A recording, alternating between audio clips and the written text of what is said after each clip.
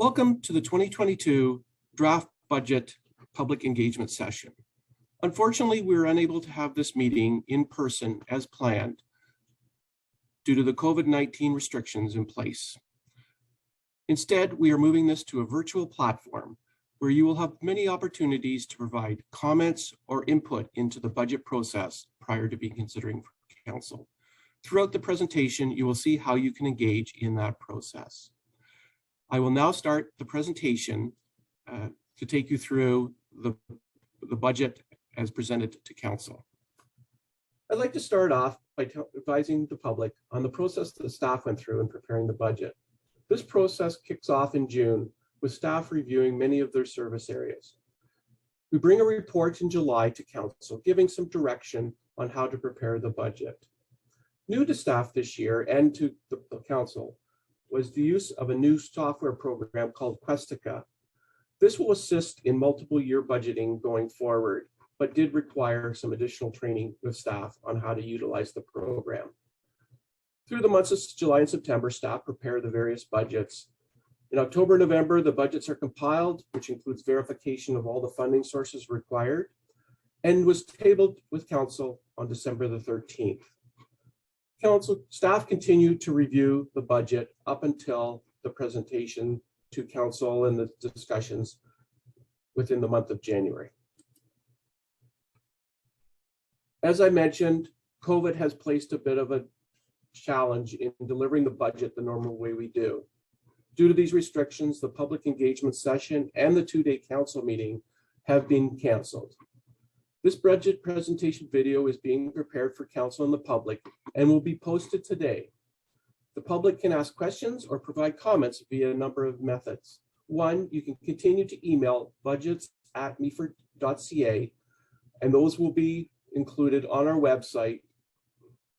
Also, you can call the 2022 budget line at 519-538-1060, extension 2022, and leave your message. All messages will be logged on the Meaford website, as well as questions will be returned via phone. In addition, you can also mail or drop off letters at 21 Trowbridge Street West. Council will be further discussing the budget at their virtual meeting on January the 17th. We will be having our statutory public meeting on January 31st. Again, that will be virtual due to the COVID constraints, with anticipated budget approval on February 14th, 2022. As I noted, council in July established a budget framework for staff to operate under. The first three have been the annual increases to both roads capital, bridge capital, and facility capital of 1.5%. Based on council policy, we start with a 1% cost of living salary adjustment. We are also been directed by council to use the real assessment growth to help reduce the cost of taxation. And a lot of this new growth comes from new development and building construction over the years. You will see how that's being applied as I get into some of the details.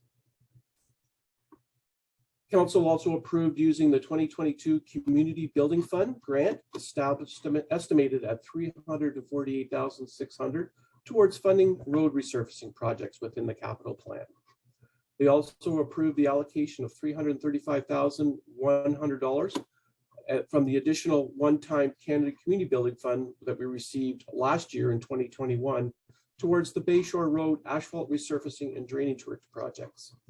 They also approved the allocation of $916,346 from the 2021 and 2022 Ontario Community Infrastructure Fund grant towards the Gillies Bridge near Bogner.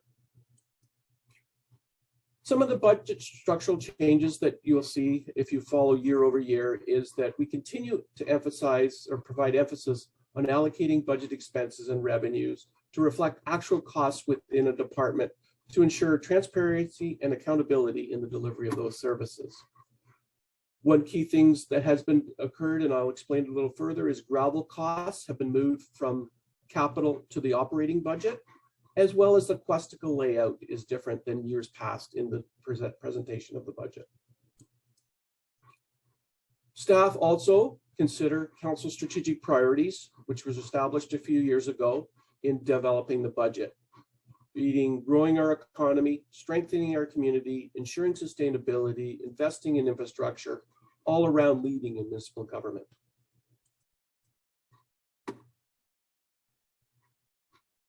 As usual, the tax-supported budget for 2022 reflects the delivery of a fiscally responsible budget, given the challenges present with increased costs.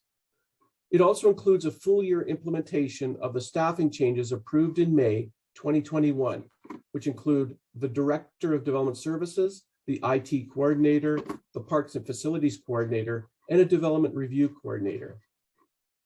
We continue to prioritize funding efforts in 2022 to address our infrastructure deficit for roads, bridges, and facilities.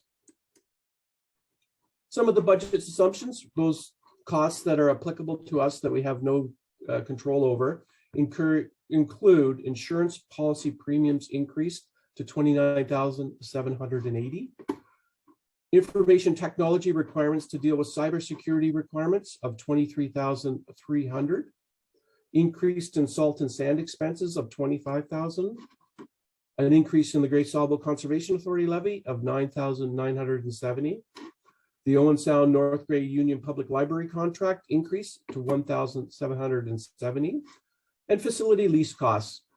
These are costs to recently lease space at the Scott Clay Products for our water, wastewater, and also our transportation services division of $46,350. It also includes the salary market review recently approved by council with a phased implementation, resulting in an increase of $94,986. It also includes the OMPF funding reduction, which went from 1.24 million to 1.254. It also includes the use of $130,000 in the waste management reserve to again offset the 2022 waste management costs. It includes additional building official and a vehicle, which will be fully recoverable from building permit fees, so no impact on taxation. It also includes the elimination of the PILT write-off of $85,000, which was the annual write-off for the base. What's not included is the real assessment growth, which I spoke to, which is projected at $210,000. It also does not include the provincially announced increase in OCF funding, which went from $450,000 to $995,000. As well, it does not include multiple enhancements, which will be discussed at council on the January 17th meeting, which includes additional municipal enforcement vehicle, additional municipal enforcement seasonal staff, washroom cleaning, a customer service clerk, an increased request from the Southern Georgian Bay Tourism, the well-being plan implementation, a CAO and records management coordinator, as well as a winter maintenance of the Georgian Trail. As presented on December the 13th, we had a base budget of $15.5 million from last year. The base budget increase of 5.53% based on a lot of the assumptions that I spoke of earlier. Our road capital funding, which normally we recommend an increase of 1%, is actually going down 0.95%. And that is due to moving the granular road resurfacing to operating of $300,000. At the end of the day, we are still spending 1% more on roads. The bridge capital funding is going up 1% to another $153,000. The facility capital funding is going up the 0.5% as recommended by council to $76,880. And then the general capital funding is going up for $138,000. That includes things such as fire and other IT matters. So the requested 22 budget at $16.604 million results in a requested additional funding that would equate to a 6.9% increase in the tax-supported budget. As noted, staff over the period of time have continued to review the budget and look for savings and changes to the budget. In there, we have increased the interest income to $15,000, which as a result of recent performance. Increase in revenues and transportation. We looked at some of our fees and charges within the transportation division and have increased projected fees by $16,000. There was recent changes to the federal gas tax as it applies to specialized transit, which nets out an additional $21,900 available to us to run the program after expenses. Community funding expense decrease of $8,500. That was due to a duplication of budgeting for the Chamber Apple. Strategic initiatives expense decrease. We had also double budgeted for the Southern Georgia Bay tourism elements. So that resulted in a reduction of $15,000. Library facility expenses were not added to the new library. This included both utilities, gas, and also cleaning. So this actually was an increase of $10,900. And then we also had a decrease in expenses in transportation. This was due to some costs being projected for 2022, wherein they were actually completed in 2021 and will not be applicable in 2022 to move to the Scott Clay Product Building. At the end of the day, that results in a 0.47 decrease in that tax-supported budget that I spoke of earlier. As previously noted, we've had an increase in the Ontario Community Infrastructure Fund. What we are proposing as staff to council is that the funding be allocated as proposed. The Gillies Bridge project, which is budgeted at $916,346, which represents the anticipated funding from 2021 and 2022 before the increase that was presented. With the increase, we are suggesting that an additional $206,710 be applied to the Gillies Bridge, reducing the debt. This results in a $17,130 savings for 2023, 2024, and 2025 based on a reduction in debt payments. Through the program, we are also able to allocate funding towards asset management planning. Staff are proposing that the maximum $80,000 be applied to asset management wages and benefits. This will result in a 0.52% decrease on the 2022 tax-supported budget. You can also apply software for asset management planning through this funding. In this regard, we had $25,000 budgeted for our work order software, which is for asset management purposes, and this will result in a 0.16 decrease on the tax supported. In addition, we're also recommending that the remaining portion go to the 2022 Cook Street project, the sewer related component, which will also reduce debt on the user pay system. This results in an $18,730 savings, again, for 2023, 2024, and 2025, based on a reduction in projected debt. So where are we now? The 2022 tax-supported budget impacts. Knowing that a 1% change on the total levy is equivalent to $153,000. We had an originally projected increase on December 13th of 6.96%. With the growth projection taken off, it reduces by 1.36%. The changes noted since December 13th, including the OSIF funding, reduces at another 1.15%. That leaves us with a current municipal tax increase of 4.21%. When you factor in the education in the county as proposed, we ended up with an estimated blended tax increase of 3.96%. When you look at those impacts on individual property owners, a single family dwelling makes up about 50% of all properties within the municipality. With 3,139 properties, we end up with an average assessment of $274,396.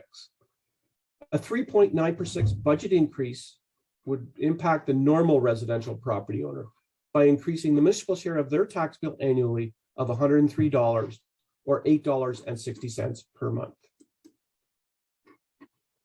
When we look at what your tax dollars cover, there are quite a few services provided. This slide highlights those, and I will not go through all of them all, but includes 400 kilometers of fully maintained roads, library, fire services, police services, our recreation programming, ball diamonds, and a number of other many activities. This is just a reminder of those services that are provided based on your municipal tax dollars. Next, moving over to the capital funding details. The current year levy, we are proposing to fund $4.2 million from the current levy. An additional 2.3 will be pulled out of reserves and funding additional capital programs. The federal gas tax will be used to fund $683,000.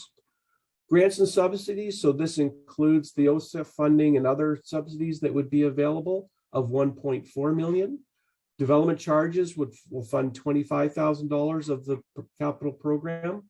The long-term debt we are proposing at $788,000, and donations and other are $114,000 for a total capital on the tax supported of $9.686 million.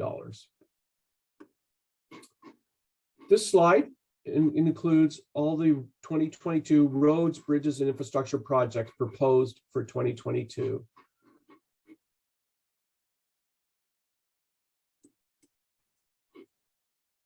We always like to highlight how the 22 tax dollars are broken down. And in the slide, you can see the different divisions. Over on the community services side at 34%, the majority of that makes up the policing services, but it also includes Meaford Hall and other clerk supported service, legislative services and council. On infrastructure services, that's our roads, library services at 5%, development services is our planning, building, and bylaw, corporate services is the CAO's office, and then on the capital side, 26% of the operating budget or tax supported budget goes towards capital. Of that $9.6 million of capital programs coming from the tax supported, you can see that the majority, a good portion of it, is going to bridges, roads, and then parks and facilities, with the remaining smaller divisions taking up the rest of the $9.6 million. There has been discussion about the need to continue on with the 1.5% increase. These were originally established to deal with infrastructure funding gaps to replace our current infrastructure year over year. On this slide, you will see the required funding that was identified at the particular time. So on the road side, it was looking at, we required $4.322 million annually to deal with our infrastructure gaps on roads. Same with bridges, $3.1 million, facilities, $925,000. When we look at our proposed funding for 2022, that includes the additional 1.5%, you can see the funding that is required. And then where we are still gapping and have not made up to that required funding is on the right side. So you'll see that it is still important from a staffing perspective to maintain the increase to roads, bridges, and facilities. It would also be noted that those funding required was based on a set in time cost to replace and does not factor in the cost of living increase. Particularly for this year, we see significant increase in cost in redoing roads, bridges, and also facilities. So that, as part of the next update to the asset management plan in 2024, will include a cost of living element to it. Again, supporting the need to maintain the 1.5%. Next, we'll move over to the water and wastewater budgets. The projected base budget increase on the user pay system is 8% for water. That's an increase of $228,000 in funding, and sewer of 7.99%, which results in an increase in funding of $144,000. A lot of these can be attributed to increased plant costs, increased distribution and collection maintenance costs, capital funding for long-term rehabilitation of those programs, and then also a debt repayment for the Thompson Water and Sewer Project recently undertaken. These increases are aligned with our recently approved requirement for funding for the water and wastewater programs by council.